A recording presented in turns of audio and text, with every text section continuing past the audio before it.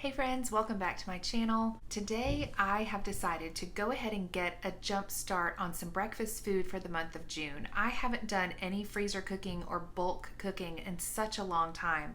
I feel like I was really on autopilot during the school year. Things had gotten super busy with work, and it seemed like I just could not get ahead, whether it was housework, cooking, meal prepping. I was definitely flying by the seat of my pants. So today I am going to make about 3 or 4 dozen blueberry muffins, some everything bagels, pie crust, particularly to use for quiches for lunch during the week.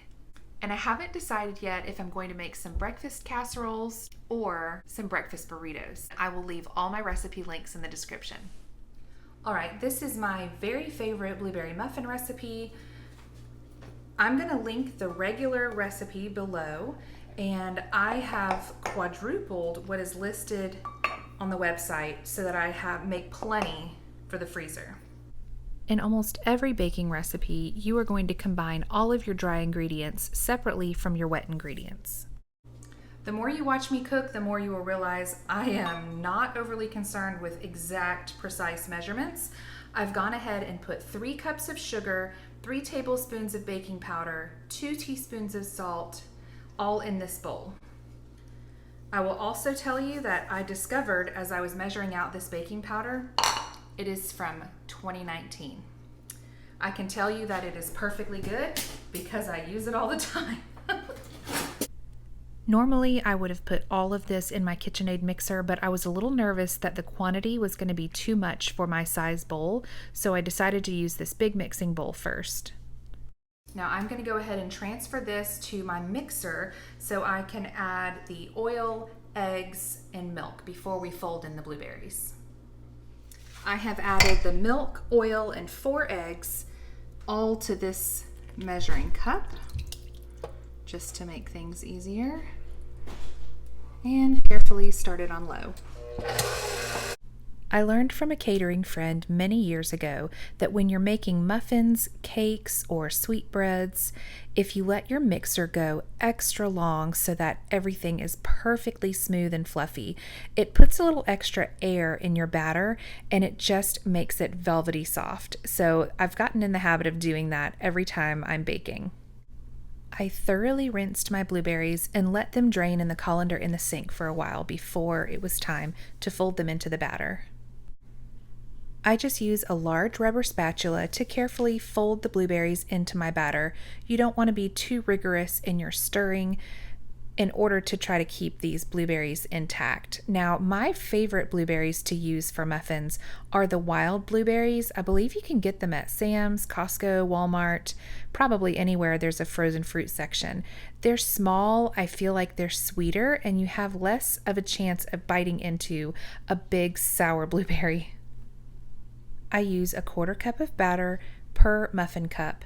Now, these blueberries were still semi-frozen when I folded them into the batter, so it made my batter really stiff, and it made filling these cups pretty challenging. This blueberry muffin recipe with the crumb topping takes me back to my childhood when my parents would, on rare occasion, purchase it was probably Duncan Hines boxed blueberry muffin mix that came with the crumb topping. It was so delicious, it felt like a treat, and it really was a treat. We only had it on rare occasions. The topping was really easy to make. It was a cup of sugar, 3/4 cups of flour, a tablespoon of cinnamon, and 1 stick of butter cubed up really small and blended in with a pastry cutter. You just can't go wrong topping your baked goods with sugar and butter. Blend the butter into the flour and sugar mixture until it's light and crumbly. I added about a teaspoon to each muffin. You don't want so much that it overflows as the muffin rises and then makes a big crusty mess on your pan. Into the oven at 400 degrees for about 20 minutes. I'm going to go ahead and get started on the bagels while the muffins are baking. You start with a water bath of 2 quarts of water and a 1/4 cup of honey. We will bring this to a boil over medium-high heat, but not yet. It's the last step before the bagels go into the oven.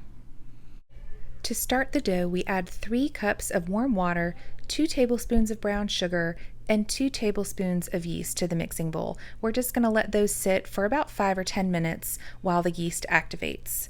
Now I need to turn my all-purpose flour into bread flour, so I use Vital wheat gluten that I purchased on Amazon. You use about 1 teaspoon of Vital wheat gluten per 1 cup of flour. I quadrupled this recipe as well, but I'll leave the original recipe in the description below. Normally, I use my sifter when I am combining the Vital wheat gluten with my flour, but using this whisk is actually so much cleaner and faster. The first batch of muffins are done. They smell amazing.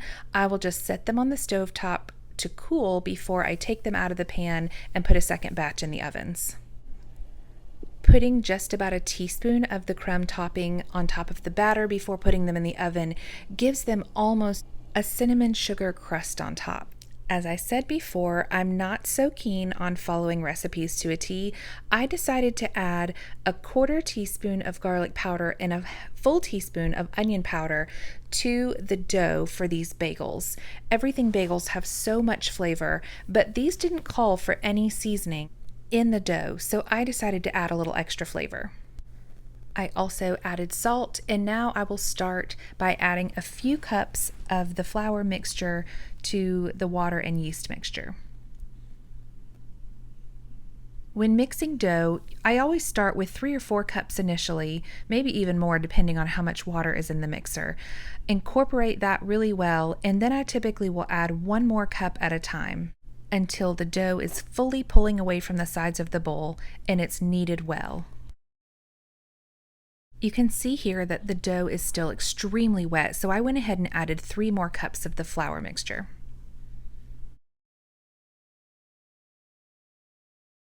You can see as the dough is starting to come together, it's pulling away from the sides of the bowl. I add 2 more cups of flour and turn the mixer back on. You can see here that we have a nice dough ball formed, and it's starting to pull away from the bowl, but not quite enough. I'll show you the difference in just a minute. I'm going to add a little bit more flour. Now you can see the difference I was talking about earlier. The bowl is almost so clean it doesn't need to be washed. Now it's time to transfer your dough to an oiled bowl where you will cover it and let it rise on the counter for about an hour or until it's doubled in size. I decided to make 2 large breakfast casseroles instead of breakfast burritos today. I had some leftover bell peppers in the refrigerator from ones that we chopped up to use for pizza Friday night. Now, these bell peppers are left in the freezer from last year's garden. I'm almost out of last year's peppers, so I'm pretty excited that we're about a month away from harvesting this year's peppers. I'm going to dice up an onion and add all of this to the skillet with some butter to soften and saute slowly. If you don't use cast iron, or maybe you've tried in the past and have done it unsuccessfully and you feel like everything sticks and it's just not worth it, let me tell you a secret. The key to non-stick cast iron is, number 1, keeping it seasoned well, making sure you're always using some sort of fat when you're cooking, but also preheating your skillet. If you were to crack some eggs into a cast iron skillet that was not brought up to heat yet, it would most definitely stick. The key is heating your cast iron first, then adding your fat, and then adding whatever it is you're wanting to cook. Now, I preheated mine over medium-low because I just want to slowly saute these vegetables that I'm going to add to our breakfast casserole. I gave them a little stir, and now I will just let them sit and get soft over the next 10 minutes or so. One of my very favorite things about making breakfast casserole or even quiche is that you can add whatever you have. So I already added onion and some leftover peppers. Then I went out to the porch and picked some kale. Now, I know some of my children will have a little bit of a fit if they see the kale, so my goal was to chop it up super fine so that it really just kind of blends in with the other vegetables and cheese and the eggs, and they don't really even notice a difference in the flavor, but the added nutrition will be there. Now I added the kale to the onions and peppers and saute it a little bit longer so the kale gets nice and soft before I add all of the ingredients together. Don't forget a little salt, pepper, and garlic powder, and now I'm going to start cracking the eggs. Make sure if you're using fresh eggs that you are only using clean ones. You would never want even a tiny speck of chicken poop to get into your raw eggs before you mix it together and cook it up. You could get very sick. I typically do anywhere from 18 to 24 eggs when I'm doing a large breakfast casserole. I always add salt and pepper to my eggs, as well as a generous splash of cream. On this particular day, the name of the game was use what you have, so I decided to add 4 or 5 handfuls of frozen shredded hash browns to this breakfast casserole as well. Sometimes if I have cubed potatoes or the southern hash browns that are just cubed potatoes, typically with peppers and onions, I will add that to the bottom of my pan and maybe even roast those a little bit first. But today I just added the shredded hash browns, which I already had in the freezer. Apparently I forgot to show the meat, so I had about a half pound of breakfast sausage already browned and frozen, and I had pulled it out and decided to split it among my 2 breakfast casseroles. So there's really only about a quarter pound of breakfast sausage in each of these breakfast casseroles. Now, when I know I'm going to be freezing meals like this, I like to use these disposable aluminum pans. I can get about a 30 count package of them at Sam's for, well, they used to be just over $7. I think they're close to $10 now. I haven't purchased a package in quite a while because I don't go through them very often, but they're really handy when I'm going to do freezer meals. So I sprayed the bottom of this pan with nonstick spray and baked them at 350 for about 30 minutes. Now it's time to finish up these bagels. The dough has been rising for quite a while as I worked on the rest of the muffins and the breakfast casserole, so I'm just going to dump it out onto my floured surface. Now remember that I quadrupled the recipe that I am linking in the description box, and then I split the dough in half so that I would work with it in manageable portions. So this particular bowl is a doubled portion of the recipe, so it's going to make 16 bagels. Now at some point while I was making these first 16 bagels, I had a panic moment and thought that all of the dough for all 32 were in one bowl, and I didn't cut them correctly, but then I remembered that there was a whole nother bowl of dough on the other side of the kitchen. So I did the best I could to divide the dough in half, and then each of those halves were divided into 8 somewhat equal pieces. I'm not a perfectionist. I don't bother weighing them. Another thing to think about is how you want to form your bagels. You can see here that I'm kind of doing them like I would do a dinner roll, and then I just use my fingers and thumbs to puncture a hole through the middle, and you'll see in a second that I kind of start doing a different method. I get that hole, there you go, and I kind of spin it between my fingers. I personally like doing it this way instead of, there's another method where some people will kind of roll their dough pieces into like a breadstick and then just pinch the ends together, almost like you would do with a pretzel. But I personally like it this way better. You're not going to risk your bagel kind of separating, the ends separating, and then you don't end up having a circle. The one thing I would do differently next time is you'll see when these finish baking, I didn't quite stretch out the hole enough. So many of them pretty much closed up in the oven as they baked, which really isn't a big deal. I mean, then you end up not having a hole that you have to worry about your cream cheese falling through when you're spreading it. But I think next time I do need to just stretch them out a little bit bigger and push them down a little bit more. These ended up rising so much in the oven that some of them we could barely fit into the toaster after they were baked, even when they were sliced in half. Now our water and honey mixture is at a slow boil, and we are going to put the bagels in for 1 minute on each side.